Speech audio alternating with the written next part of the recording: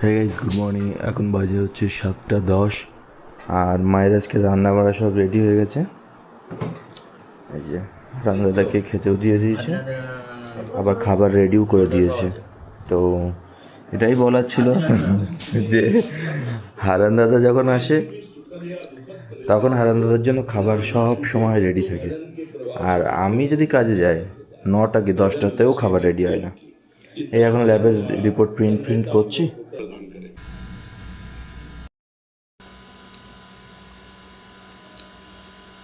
পঞ্চজন্যং ঋষিকেশ দেবদত্তং ধনঞ্জয় পুণ্ড্রং দম্ম মহাশঙ্খং ভীমকর্মা বৃকোদর।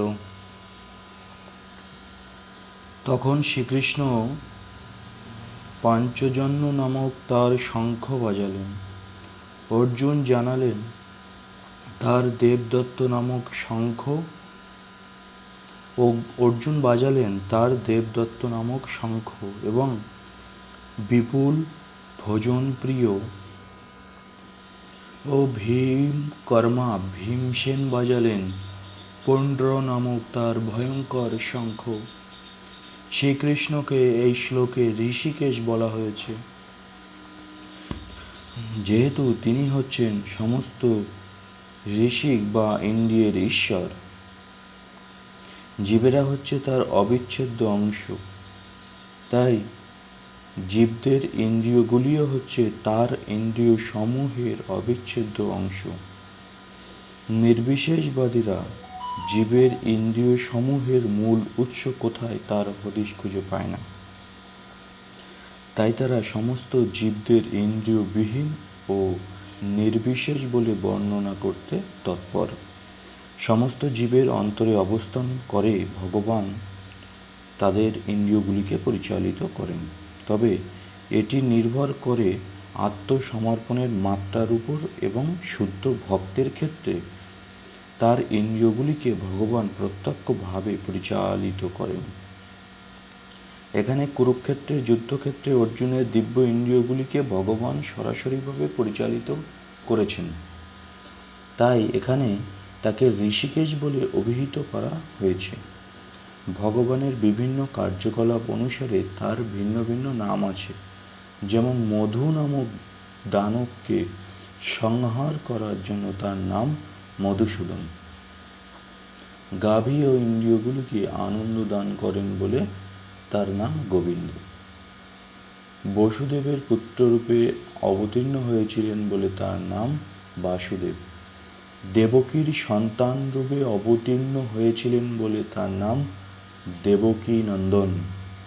বৃন্দাবনে যশোদার সন্তান রূপে তিনি তার বাল্যলীলা প্রদর্শন করেন বলে তার নাম যশোদানন্দন, এবং সখা অর্জুনের রথের সারথি হয়েছিলেন বলে তার নাম পার্থ সারথি। সেই রকম কুরুক্ষেত্রের রণাঙ্গনে অর্জুনকে পরিচালনা করেছিলেন বলে তার নাম ঋষিকেশ। এখানে অর্জুনকে ধনঞ্জয় বলে অভিহিত করা হয়েছে, কারণ বিভিন্ন যাগযজ্ঞের অনুষ্ঠান করার জন্য তিনি যুধিষ্ঠিরকে ধন সংগ্রহ করতে সাহায্য করতেন। তেমনি ভীমকে এখানে বৃকোদর বলে বলা হয়েছে, কারণ যেমন তিনি হিড়িম্ব আদি দানবকে বধ করার মতো দুঃসাধ্য কাজ সাধন করতে পারতেন, তেমনি তিনি প্রচুর পরিমাণে আহার করতে পারতেন। সুতরাং পাণ্ডব পক্ষে ভগবান শ্রীকৃষ্ণ সহ বিভিন্ন ব্যক্তিরা যখন তাদের বিশেষ ধরনের শঙ্খ বাজালেন, সেই দিব্য শঙ্খধ্বনি তাদের সৈন্যদের অন্তরে অনুপ্রেরণা সঞ্চার করল। পক্ষান্তরে কৌরব পক্ষে আমরা কোনো রকম শুভ লক্ষণের ইঙ্গিত পাই না। সেই পক্ষে পরম নিয়ন্তা ভগবান নেই। সৌভাগ্যের অধিষ্ঠাত্রী লক্ষ্মী দেবীও নেই। অতএব তাদের পক্ষে যে যুদ্ধ জয়ের কোনো আশাই ছিল না তা পূর্বেই নির্ধারিত ছিল এবং যুদ্ধের শুরুতেই শঙ্খধ্বনির মাধ্যমে সেই বার্তা ঘোষিত হলো।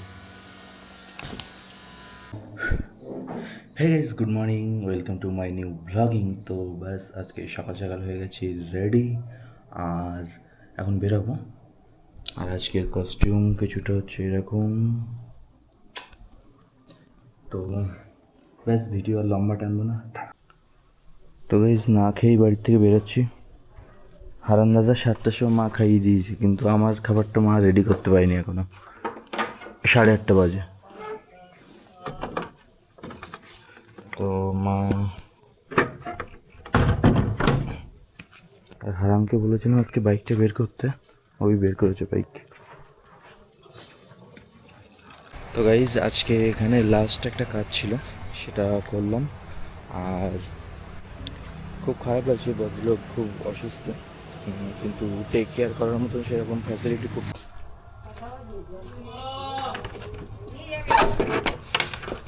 তো গাইজ কাজ দিয়ে বাড়িতে চলে এসেছি। মায়ের তো কোনো দেখা সাক্ষাৎ করছি না। মামা কী করছো? আমার ভাতটা দাও,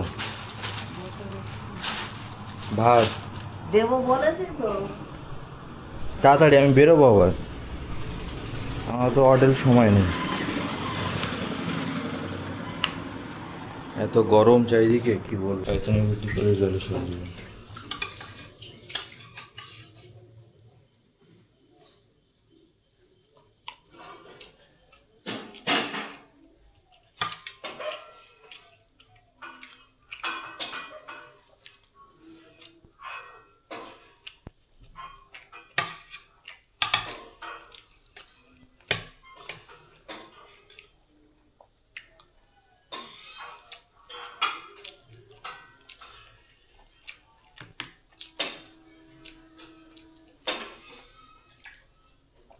এসিতে থেকে থেকে ঠান্ডা লেগে গেল।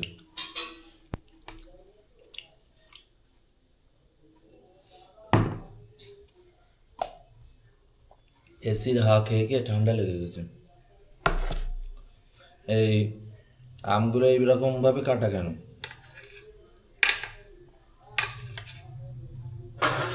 আর আম এনে দেবো না তো, এবারে নষ্ট। হ্যালো, কত দূর? হ্যালো, আরে শুনতে পাচ্ছি তো, বল। কত দূর? এই তো হাফটার ওইগুলো প্রিন্ট করে রাখ, আমি আসছি। দাদা নিয়ে নেবে এখানে, দাদার সাথে যাবো আমি কারিগরি ভবন। ঠিক আছে, প্রিন্ট করা যায়। দাদার সঙ্গে কথা হচ্ছে। ঠিক আছে। দাদা ফোন করছে রে? হ্যাঁ হ্যাঁ। ঠিক আছে। সকালে কথা হয়েছে। হুম।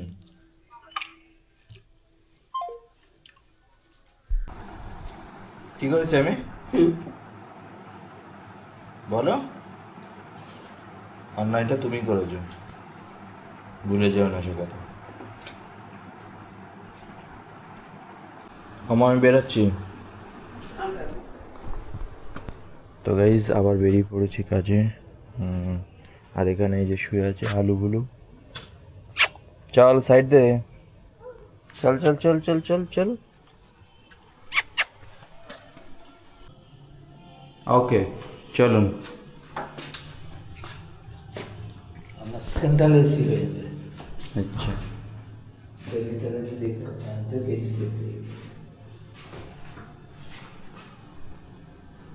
এটা হচ্ছে বেডরুম।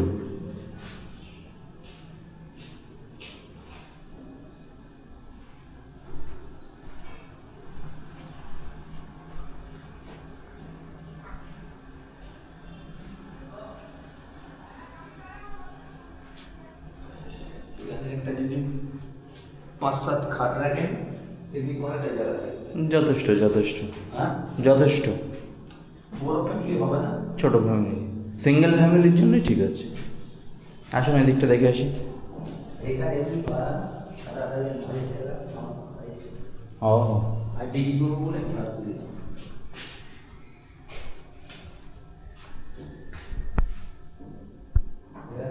আর একটা এসে খুব ডিমান্ড আছে। হ্যাঁ,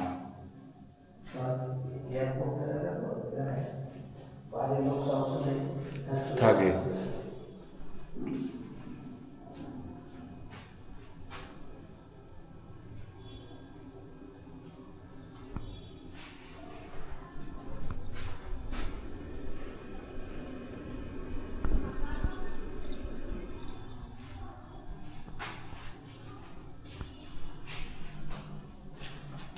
বাথরুম নিয়েছি?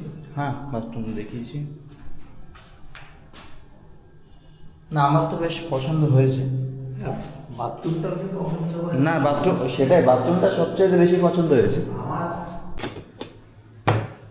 তো গাইস, বাড়িতে এসে দুপুরবেলা মাকে বললাম যে একটু আম কেটে দিতে, ভাতটা বেড়ে দিতে। মা বলে আমি পারবো না কোনো কাজ করতে। তো মা ঘরে শুয়ে আছে, বলছে আমি কোনো কাজ করতে পারবো না। ওনার মোবাইল চেপে চেপে মাথা যন্ত্রণা করছে। তো এখন সারাদিন ওই মোবাইলে ভিডিও এরকম স্ক্রলিং করতেই থাকে। সারাদিন রাত ওই শুধু রাতে ঘুমায়ও না, সারাদিন এরকম মোবাইল স্ক্রলিং করতেই আছে। আর এটা অ্যাকচুয়ালি প্রত্যেকেরই একটা হ্যাবিট হয়ে গেছে কি কিছু কাজ করুক আর না করুক মোবাইল বা স্ক্রলিং করা লাগবে। তো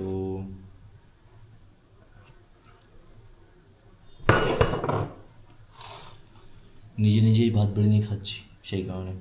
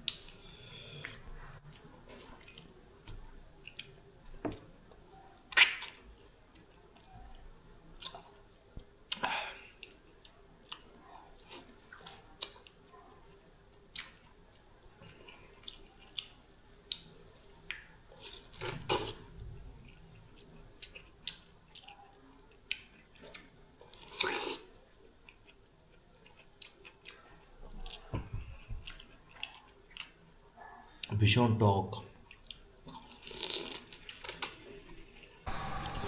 তো গাইস, প্রচণ্ড ঝড়ের ভিতরেও আমাকে এখন বেরাতে হচ্ছে। দরকার বাড়ি ঝড়কার বাড়ি? তুমি ওখানে শুয়ে শুয়ে ঝড়কার বাড়ি করছো?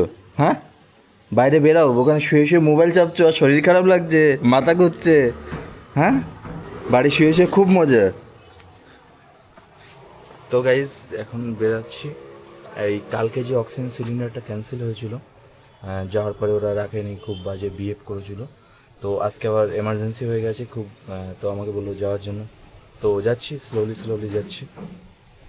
অ্যাকচুয়ালি কালকে এত বাজে ব্যবহার করেছে কি বলবো, মানে লিটারেলি খুব বাজে ব্যবহার করেছে ভদ্রলোক। ইনফ্যাক্ট ঘরের দরজাটা পর্যন্ত খোলে।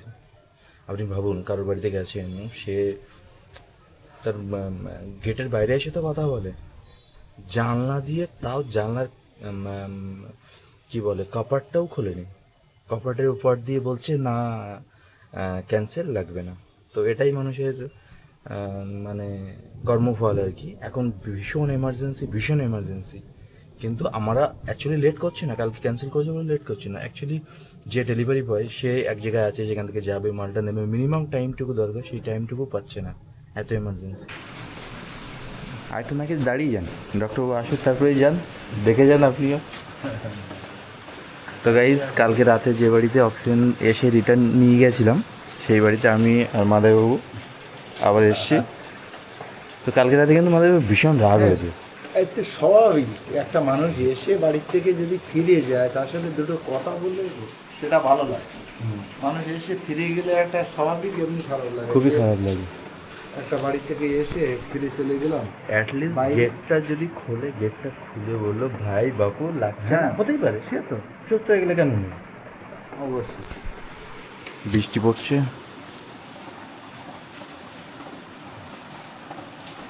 আমাদের দক্ষিণেশ্বর কিন্তু আর যাওয়া হলো না, যেতে হবে। এই বৃষ্টিটা থামলে দেখি এই কালকে প্ল্যান করি। কালকে না, কালকে আর একজন আমার যাওয়ার আছে। তাহলে আপনি ঘুরে আসেন, আমি গাড়িটা দেবে আর তো গাইস দেখুন কত সুন্দর ফুল ফুটেছে। আমি তো এখন সেজে গুজে নিয়ে যাবো, এখন দেখালো হবে। এই গাছটা কি একই না ওটা একই এটা বেল ফুল, এটা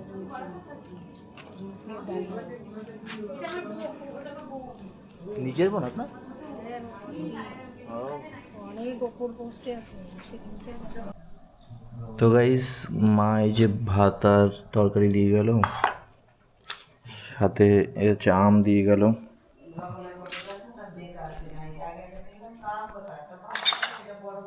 ওমা তুমি আমার ভাত দিলে কেন?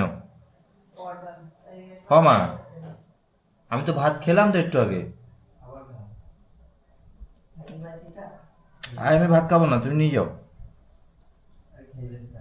তুমি নিয়ে যাও ভাত।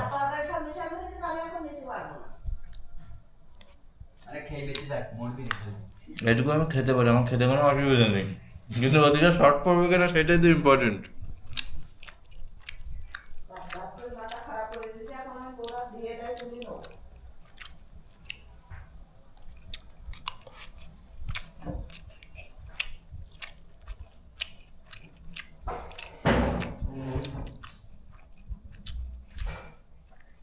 এই দেখো তুমি ক্যামেরায় এসো না, আবার বয়কট হয়ে যাবে কিন্তু।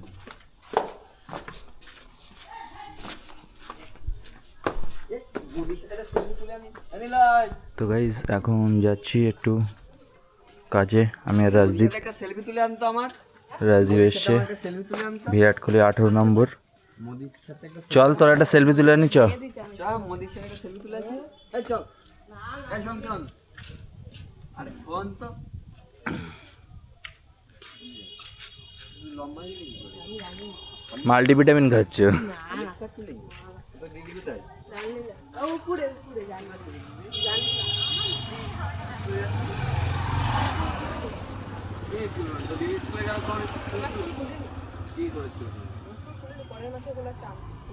গরমের ছুটি, স্কুলে একটু প্রবলেম চলছে।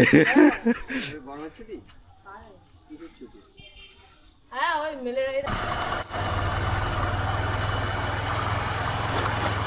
তো গাইজ বৃষ্টি পড়ছে, ছাতা নিয়ে যাচ্ছি এখন কাজে। তো এইভাবে রিস্ক না নেওয়াই ভালো, এক হাত দিয়ে ক্যামেরা এক হাতে মোবাইল, মানে স্টিয়ারিং এটা দিব, ধরবি কিন্তু ক্যামেরাটা বলার সাথে সাথে, ঠিক আছে? টার্নিং এটা তো উঁচু কিনা, তুই সবসময় রেডি থাকবি ক্যামেরাটা নেওয়ার জন্য, ঠিক আছে? না কিন্তু আমি তোর ফেলে দেবো, ক্যামেরা আমার হাতে থাকবে। হিসাব মতন এই বাইকের থেকে ক্যামেরার দাম বেশি এখন, হ্যাঁ কি না বল?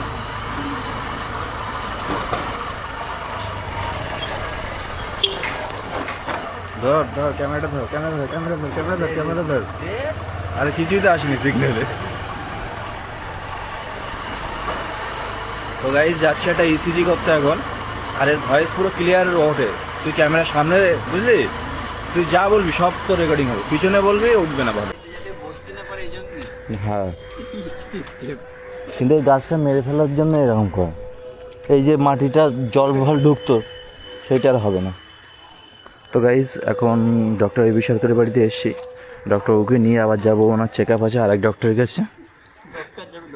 ডক্টর যাবেন আরেক ডক্টরের কাছে চেক আপ করার জন্য, তো সেই জন্য যাচ্ছি। আর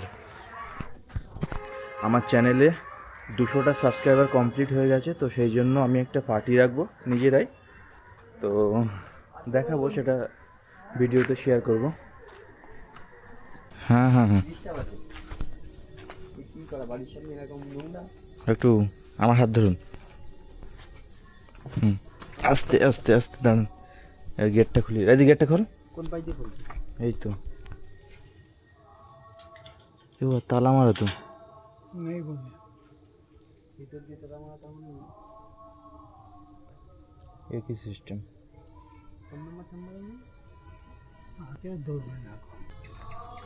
তো গাইজ এখন এসেছিলাম, হ্যাঁ ডক্টর আসছি 1 সেকেন্ড। ও তো এখন এসেছিলাম ডক্টর রনেন দাশগুপ্তের বাড়ি। তো এটা হচ্ছে শিলং দাদুর বাড়ি, ওই যে উপরে বোর্ডে লেখা আছে। তো ইনি হচ্ছে সুগার স্পেশালিস্ট ডক্টর, বাট ওনার ফোনেও পাচ্ছি না।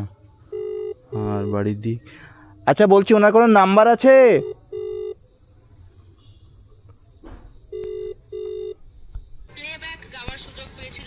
তো গাইজ 9-10 এসেছিলাম একটা ইঞ্জেকশন দিতে, সাথে রাজদীপ আর এদিকে ডক্টরবাবু আছে। দীপ, ডাক্তার কেমন আছেন? ভালো আছেন? কি করছেন এখানে? ওই তুই বসিয়ে রেখেছিস খাওয়া খাচ্ছি, আর আপনার সিগারেট খাওয়া বারণ ছিল না? আর কি করবো।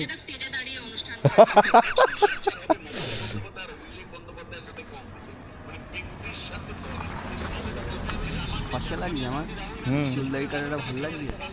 ভালোই তো লাগছে, কিন্তু তোর ফেসটা শুধু ভালো হয়নি, কাটিংটা ভালো হয়েছে।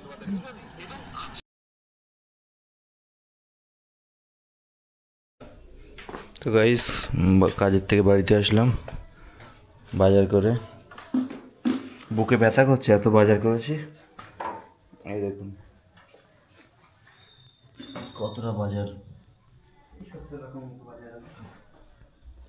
মা আলু কেটে রেখেছে, ছেলে মাংস নিয়ে আসবে, পেঁয়াজ রসুন সব কাটা। ও মা, হ্যাঁ বলো, তুমি পেঁয়াজ রসুন কাটছো, মাংস আনিনি তো? পেঁয়াজ রসুন তো কাঁচাও খাওয়া যায়, মাংস দিয়ে খেতে হবে, কোনটা কাঁচা না? না, আমার অন্যায় হয়ে গেছে বলা। অন্যায় হতে যাবে কেন? তাহলে আমি বলে ফেলেছি কি করে।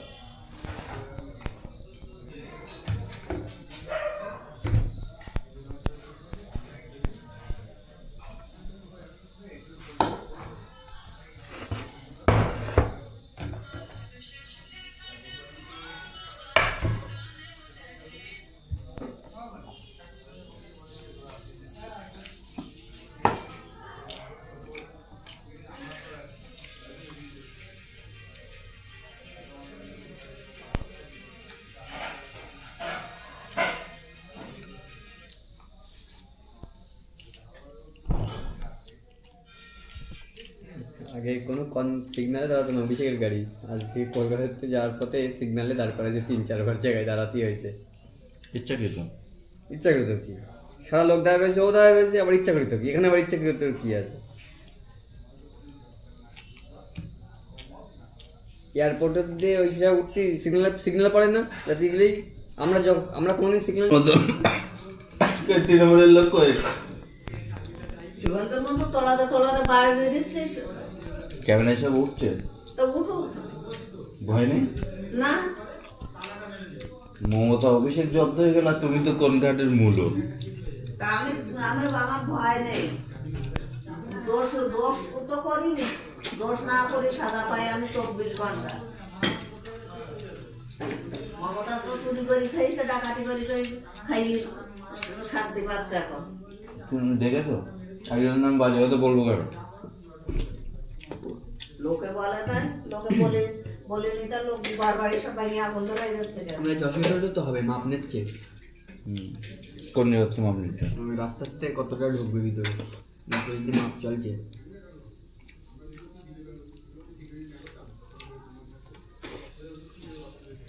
ভাগে তুমি দেবো না আমরা পচা। হ্যাঁ গাইস, তো আজকের ভিডিও যদি পছন্দ হয় ভিডিওতে লাইক করুন, কমেন্ট করুন, শেয়ার করুন। Thanks for watching, tata.